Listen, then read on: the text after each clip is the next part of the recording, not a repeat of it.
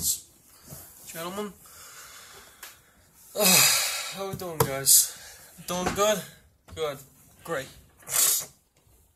Yeah, I spoke with the guys earlier today. I gave them a little piece of my mind. But overall, I think we did good. Good team effort. Both teams really played amazingly last night. We got to give credit where it's due, right? That's what Malcolm said, right? Malcolm, of course, we all remember Malcolm. But yeah, he will be missed. But we just have to look ahead, and we always see what's in front of us. Okay, so overall, last night was a lot of energy. Last night, a lot of scoring, high scoring game. Both teams played great. So I'll be willing to take some of your questions regarding last night. Yes. Yeah, Coach. Can you just explain? I just need just what are your thoughts on James White with his clutch ability and being able to run after the catch and be elusive at running back and really being a fairly versatile player at running back, and how does that really help you guys out offensively and in the clutch? Yeah. So yeah, James is a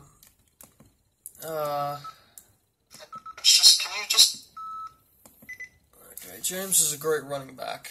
He's really versatile. Ask Todd Gurley. I mean, he'll say he's a great running back. Touchdown machine, actually, he said. But yeah, James really helps us. Ask the Falcons. They'll definitely tell you. Yeah, James is a really good guy, good elusive guy. He's a lot stronger than you think when it comes to running back. He stays on his feet. He's like Edelman at running back. He takes hits. He's clutch. He's a great runner, and he knows what he's doing out there. So we're really lucky to have James out there.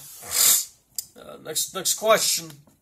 Yeah, just your overall thoughts on last night's game.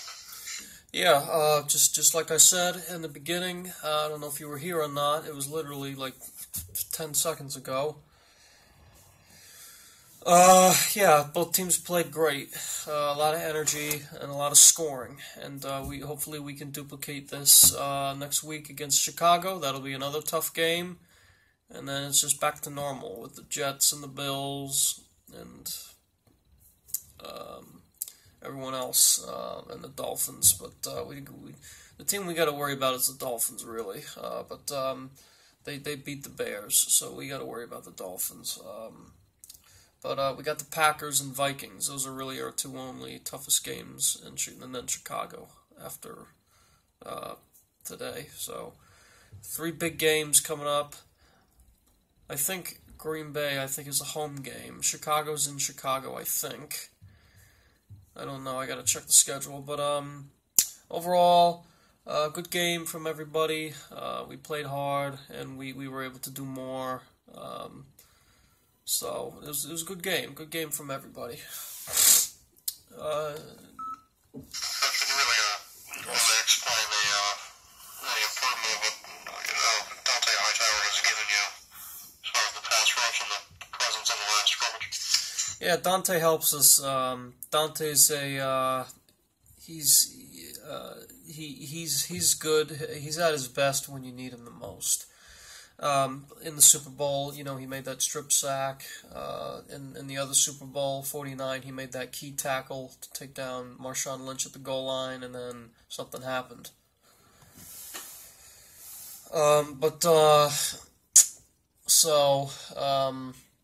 Yeah, Dante's he's a big guy too, 6'4", 270. He's a really big linebacker for us. He's a good player. He's a really good player, good leader on the defense, good rallier, motivator.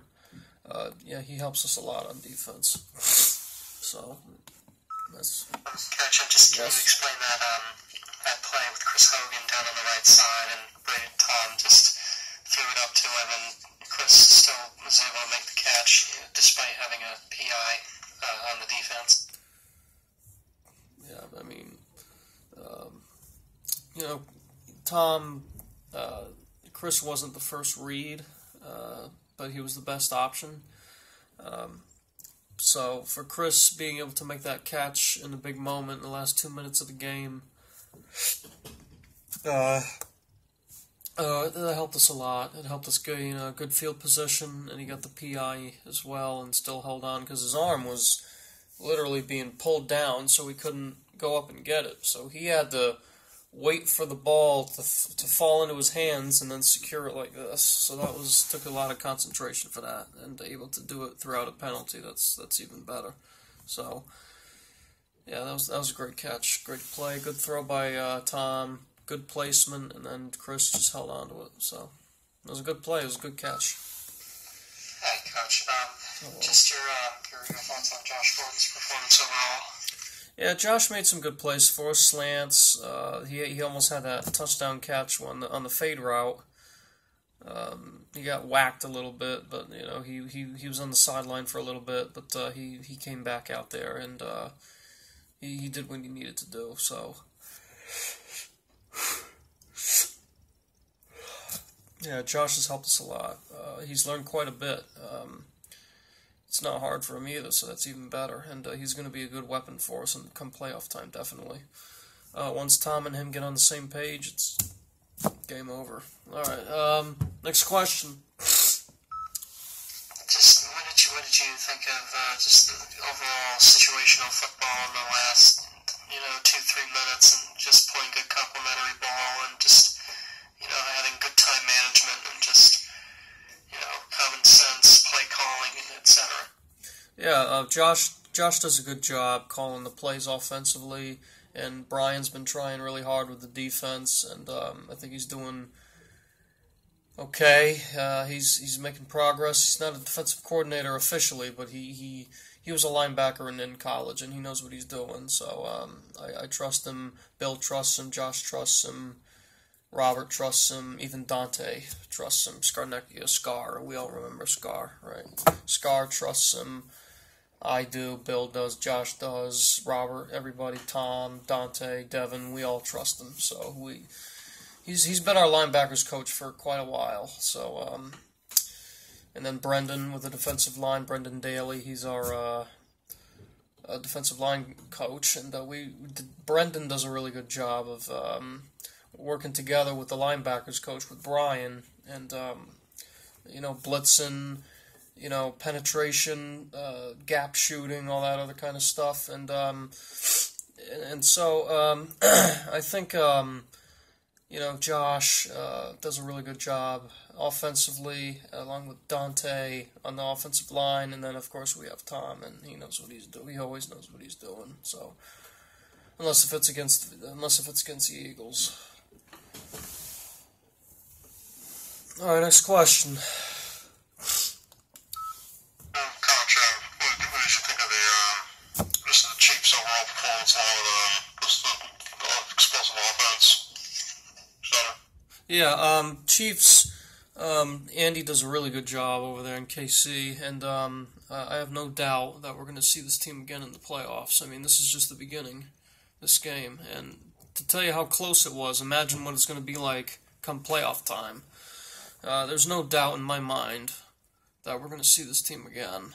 So, expect an AFC, either an AFC divisional or a championship game in somewhere. We don't know where. I mean, hopefully it'll be at home, because this game was at home and we won. So, but yeah, of course, so many weapons offensively: Kareem, Patrick, Travis, Tyreek, Conley, good hands receiver, and then on defense they got Fuller, Houston, Barry, D Ford, Chris Jones, Alan Bailey, Ron Parker, all those guys, really good players, good veterans, especially Ron. He's been in the league. He's done really well for that secondary, and unfortunately they lost Marcus, and but that's okay. So they got Kyle Fuller, Kendall. Kyle's on the Bears. So we got to deal with Kyle. We got to deal with the other Fuller next week. But yeah, the officiating, or the coaching rather, of KC is really good, and they know what they're doing. So Andy does a really good job of going over there and making sure the guys know what they're doing. So yeah. Would you say that this is kind of like a learning experience for any of the younger players at all? Yeah, both sides of the ball. It's definitely a learning experience for Sony and for even the guys who've been in here for a few years, like Landon and Adam, Dietrich, those three. Landon's the most experienced out of all three of them, but Dietrich and Adam, this is definitely a good learning experience for both of them. Unfortunately, though, JC wasn't out there, and I think we really could have used him. Keon was out there on special teams, and hopefully he knows what it's like, even though special teams isn't really doing much except for making key kicks, and Steven, and anyway, learning experience for everybody. Kareem, Patrick, on the other side, and then the rookies. They got a relatively young team. Jordan Lucas, I think, is either a rookie or 1 or 2 years in the league. So relatively young team in that KC team. So just like I said, Andy does a good job of coaching them, making sure they know what they're doing. They pick up things quickly.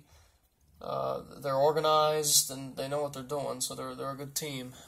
Tough game to win too. So a learning experience for everybody. So Just your overall thoughts on Sonny Michel's performance overall, Coach. Christ, you sound like a chain smoker. All right, but anyway, what do you think? Does he sound like a chain? He reminds me of one of those guys you see on those smoking commercials on those. What are they called? When you light up, you sign up, or whatever the hell it's called. You can quit. Those kind of commercials. What do you think? Anyway, Sony's a great running back. He's pretty good. He's making a lot of progress, and if he continues what he's doing, he's going to be a really good running back in this league overall. And I don't know about him being MVP or him being Offensive Rookie of the Year. Easy there. I mean, we all know it's going to be Saquon. So we all know it's not even close. So it's going to be hit the Quan. He's going to be the Rookie of the Year. But Sony is still a great running back, good power back. He's relatively. I don't think he's as elusive as James is, but he's definitely a power back, and he knows what he's doing. He's little for a power back. He's about 5'10", 215, so he's kind of little. So and he's a good running back, and he's made a lot of progress for us. So that was a good game for him. 24, I think, of 106, or 26 of 104, I think. 104 yards, 2 touchdowns, and I think he has, either 3 or 4 or 5 touchdowns in the league already, and he missed 3-4 games, and he's already got 5 touchdowns. Or no, maybe not. No, he started the regular season, I'm pretty sure. And I don't know, but he's already got 3, 4, 5 touchdowns. He's making progress, and he's going to be great if he can keep it up. So, all right, last one, guys. Coach, can you explain just the overall presence of Gronk and how he really helped you guys out? Gronk is a really freaking nature guy. We always have this debate that, who's better, Kelsey or Gronk. It's obviously Kelsey. No, you fucking idiots, it's Gronk. Anyway, Gronk's a freaking nature. I got 2 Gronk jerseys, okay? I got the Super Bowl 51, or the 52 one, and then I got a regular one. So, Gronk's a freaking nature. He's the greatest tight end ever played the game, okay? Tony Gonzalez, Kellen Winslow, what's the other guy's name? Frank something, he was on the Titans. Frank Wycheck, up there with him.